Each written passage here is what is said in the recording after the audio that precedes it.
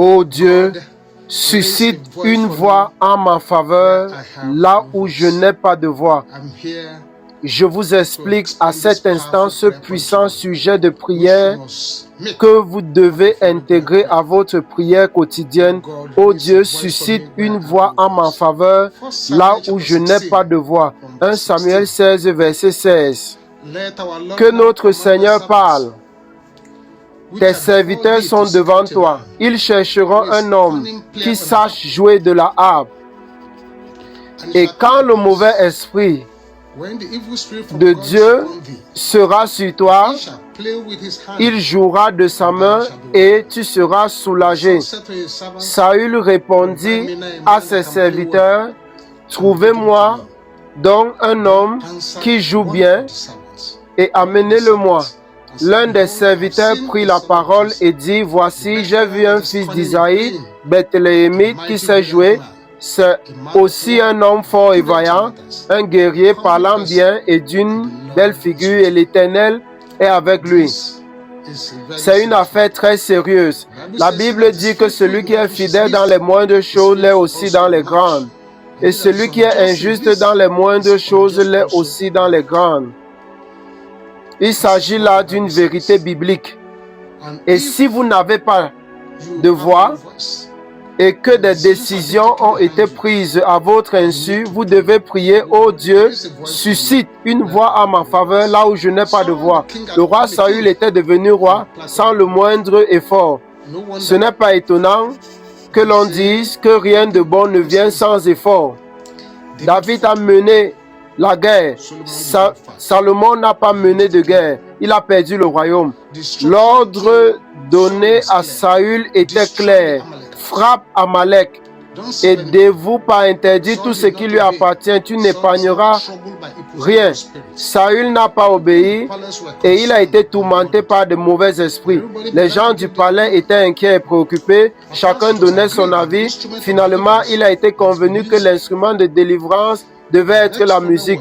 Le problème qui se posait était de trouver le bon musicien. C'est là l'origine de la musicothérapie. Il fallait un musicien dont la musique possédait la puissance de délivrer. Il fallait identifier et faire venir ce musicien. C'est alors qu'un serviteur, un simple serviteur au palais du roi a parlé d'un petit berger vivant dans la brousse.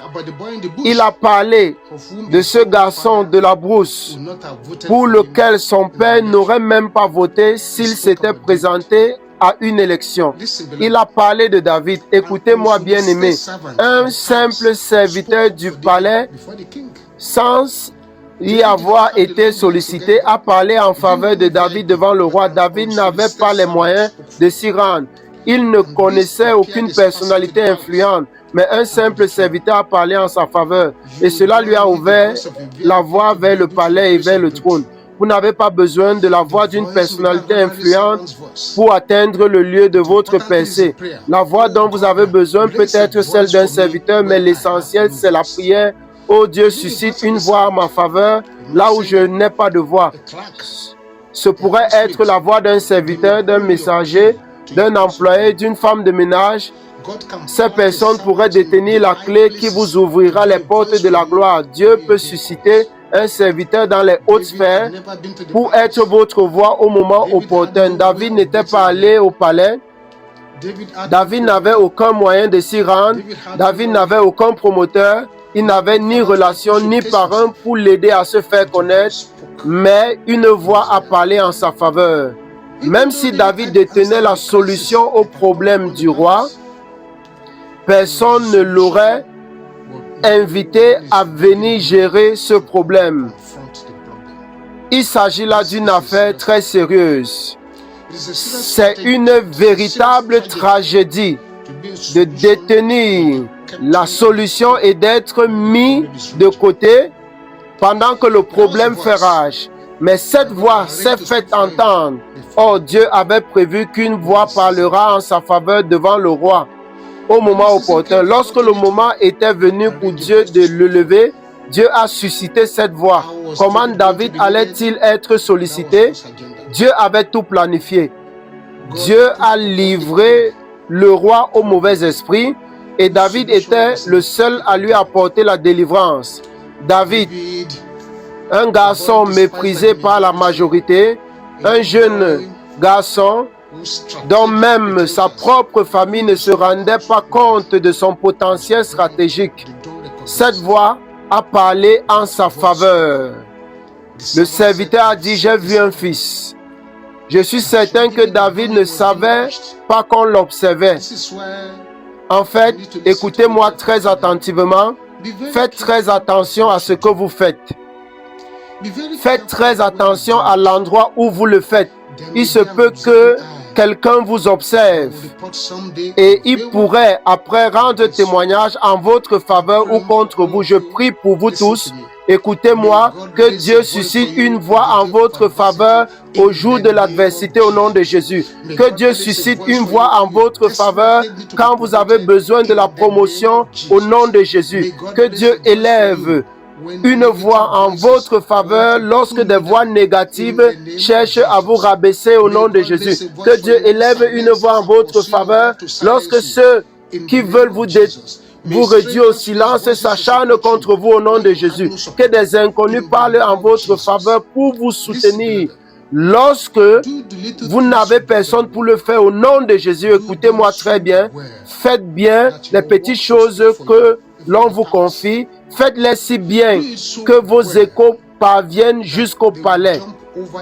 Faites-les si bien que les gens laisseront les grands, les plus éloquents et les plus qualifiés pour vous chercher. Mais dommage que beaucoup se soient tiré une balle dans le pied en renonçant à la grandeur, car ils voulaient de grandes occasions pour se faire valoir. Ils veulent des occasions gigantesques pour se mettre en valeur, mais quand vous prenez au sérieux ce que vous faites, les moindres choses que l'on vous confie, vous allez loin. En revanche, quand vous ne faites jamais bien les moindres choses, vous perdez votre occasion de faire les grandes choses. Êtes-vous un agent d'entretien? Nettoyez bien. Êtes-vous un électricien? Faites-le très bien. Êtes-vous un menuisier? Faites-le bien. Êtes-vous un chantre? Faites-le bien. Êtes-vous un coiffeur? Coiffez bien.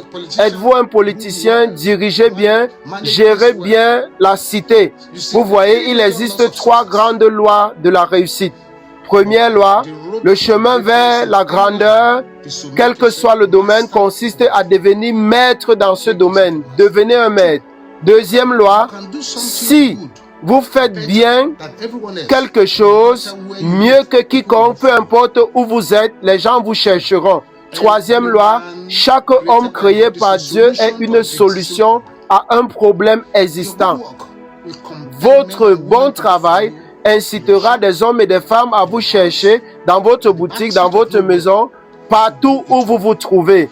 Faites votre travail si bien qu'il parlera si fort en votre nom que les gens s'en passeront des grands noms d'à côté pour venir vous chercher loin dans votre petit coin.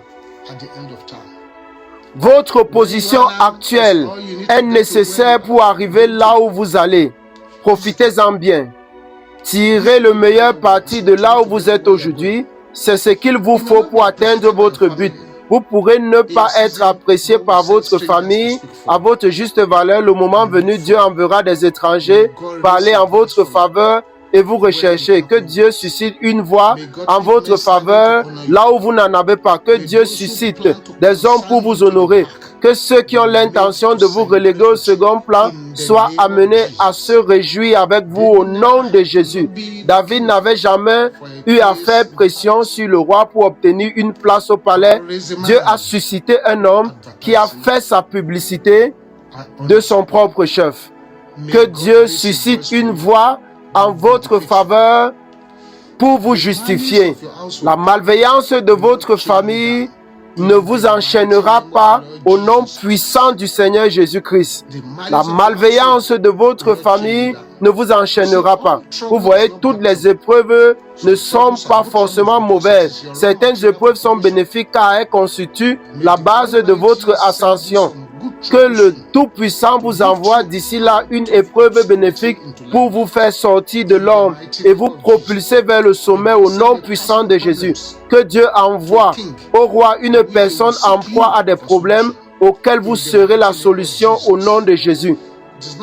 Ici, la qualité est plus importante que la quantité. Les moindres choses que vous faites, faites-les bien afin qu'elles parlent fort pour vous que les grandes choses que vous faites sans y prêter attention. L'excellence ouvre les portes vers de plus grandes gloires. L'endroit où vous vous trouvez n'est pas aussi important que le fait que Dieu soit ou non avec vous. Les rois vous chercheront même en prison si Dieu est avec vous. Dieu était avec Joseph.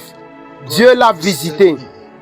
Le désert ne constitue pas un obstacle pour ceux qui ont Dieu en eux. Dieu lui-même fait leur publicité. Les occasions ne s'annoncent pas toujours de manière manifeste. Elles se présentent sous forme de défis.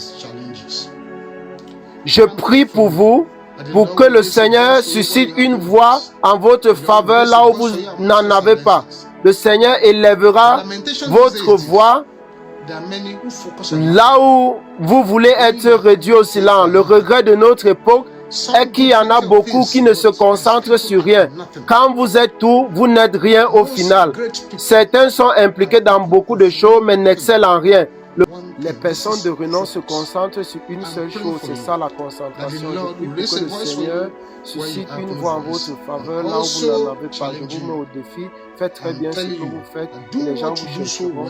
Que Dieu vous bénisse abondamment au nom du Seigneur Jésus-Christ.